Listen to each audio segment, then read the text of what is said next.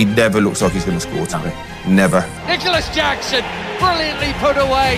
He's just not a natural, confident finisher. Free header! Jackson 3-2. Jackson can't hit a barn door. Crusader for Jackson, that's a lovely ball. He's onside Nicholas Jackson. Top striker with Premier League experience. We don't have that. Jackson is not going to get us that. Jackson through again here. Beautifully worked. Jackson for 2. Mikel, you've created an absolute monster here of a striker. We need to start signing the right players, and that starts by getting a top striker who's going to help us this season. If he goes and plays Nicholas Jackson up front, I think that's a lot easier for Spurs. Iheanacho is a better centre forward than Nicholas Jackson is. You know what I honestly think with him? I think that he's a championship player.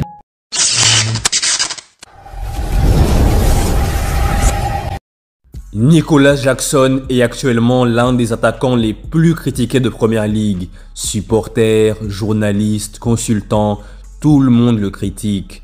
Et si tout le monde le critique autant, c'est parce qu'après 2 saisons chez les Blues de Chelsea, il n'a pas réussi à s'imposer comme le numéro 9 que tout le monde attendait.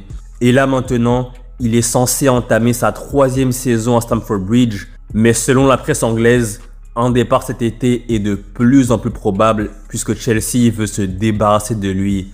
Et si Chelsea veut s'en débarrasser, c'est tout simplement parce qu'il est complètement étouffé par la concurrence. Liam Delap et João Pedro sont déjà passés devant lui dans la hiérarchie en attaque et ça, on a pu le voir très clairement lors de la Coupe du Monde des clubs.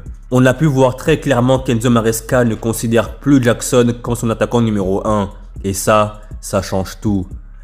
Alors soyons clairs, si Nicholas Jackson veut retrouver du temps de jeu, s'il veut revenir au top et surtout convaincre Pape Thiaw pour la Coupe d'Afrique des Nations qui arrive en fin d'année, il n'a pas d'autre choix. Il doit absolument partir. Maintenant la question est de savoir s'il y aura un transfert ou bien si ce sera un prêt avec option d'achat ou sans option d'achat. En tout cas, une chose est sûre. Pour Jackson, c'est le moment ou jamais de relancer sa carrière et surtout de se garantir une place dans l'attaque du Sénégal durant la CAN. La presse anglaise parle d'un intérêt de plusieurs clubs de Premier League comme Man United et Newcastle et d'autres clubs étrangers, mais même les supporters des clubs mentionnés ne veulent pas de Jackson dans leur équipe en raison de ce manque d'efficacité face au but. Alors oui, 24 ans pour l'attaquant, c'est vraiment jeune. Théoriquement, Jackson n'a pas encore atteint son prime, il n'est pas encore dans ses meilleures années et on pourrait donc dire qu'il a encore du temps pour progresser. Mais voilà, le problème c'est qu'avec Jackson, on ne voit pas cette marge de progression énorme qui pourrait le faire passer d'attaquant correct à un véritable top player. Et en prenant du recul, quand on regarde ses 2 premières saisons à Chelsea, on ne constate pas vraiment de progression nette. Au contraire, ses statistiques sont même en baisse. Alors oui, c'est vrai, il est jeune, comme je l'ai dit tout à l'heure, il n'a que 24 ans, mais honnêtement, on a l'impression que son plafond n'est peut-être pas aussi haut qu'on le croyait. Et au final, aujourd'hui, en prenant du recul, on est en droit de se dire que Jackson n'est peut-être pas plus qu'un bon joueur sans plus au final. Quand il est arrivé en Premier League, on nous l'a présenté comme une future star. Beaucoup pensaient qu'il allait exploser et devenir l'un des meilleurs attaquants de Premier League. Mais avec du recul, est-ce qu'on n'a pas vu plus beau qu'il l'était en réalité? En vrai de vrai, Jackson, c'est sans doute un bon joueur.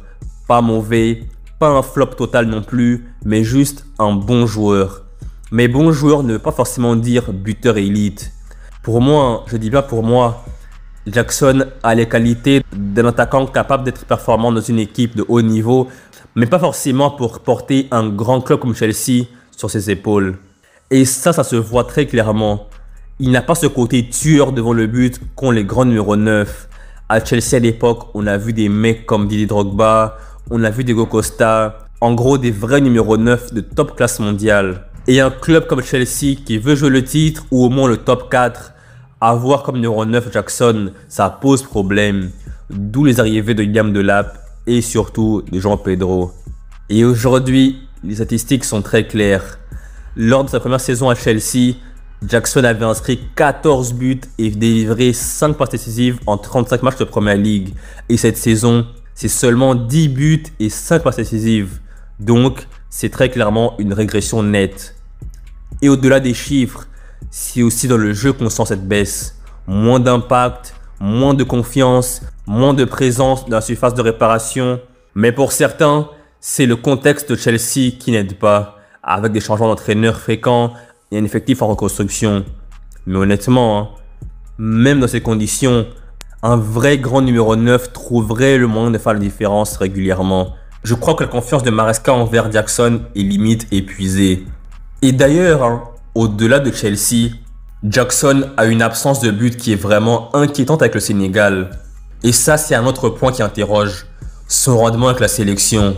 Lors de la CAN 2024, Jackson a disputé 4 matchs, 0 but. Puis lors des matchs à élimination directe pour la Coupe du Monde 2026, encore 0 but, cette fois-ci en 3 matchs. Pour un numéro 9, ça fait désordre. Alors oui, bien sûr, il ne faut pas juger un attaquant de pointe uniquement sur quelques matchs internationaux. Mais ça montre quand même un vrai souci. Même en dehors de Chelsea, dans un contexte différent, il n'arrive pas à se libérer. Et ça pourrait jouer contre lui à la CAN suivante. Parce que Pape Thiaw pourrait finir par privilégier d'autres profils plus efficaces devant le but. Et j'irais même plus loin en parlant du fait que Jackson, depuis qu'il a commencé sa carrière, que ce soit à Chelsea ou à Villarreal ou avec le Sénégal, il n'a jamais réalisé une saison pleine où il a inscrit plus de 15 buts, toutes compétitions confondues. Pour un numéro 9, 15 buts, c'est très petit. Pour un numéro 9 d'un club top, il faut marquer au minimum, je dis bien au minimum, 35, 40, 45 buts, toutes compétitions confondues. Mais Jackson, lui, il tourne autour des 13, 14, 15 buts maximum par saison. Et ça, c'est clairement insuffisant.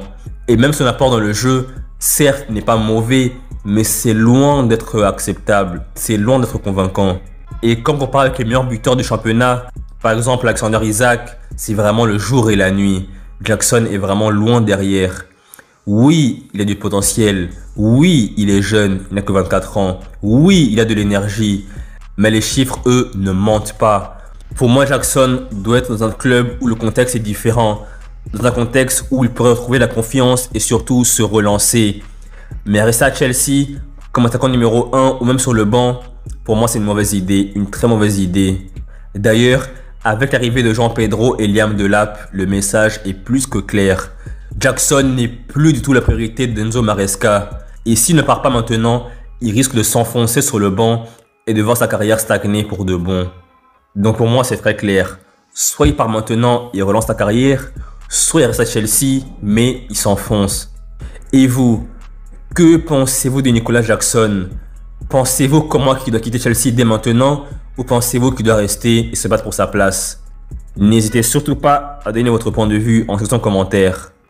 Donc voilà, c'est la fin de la vidéo. J'espère que vous avez aimé la vidéo. Et si c'est le cas, n'hésitez surtout pas à liker la vidéo, à la partager, à vous abonner. Et je vous dis à la prochaine pour une nouvelle vidéo. Salut!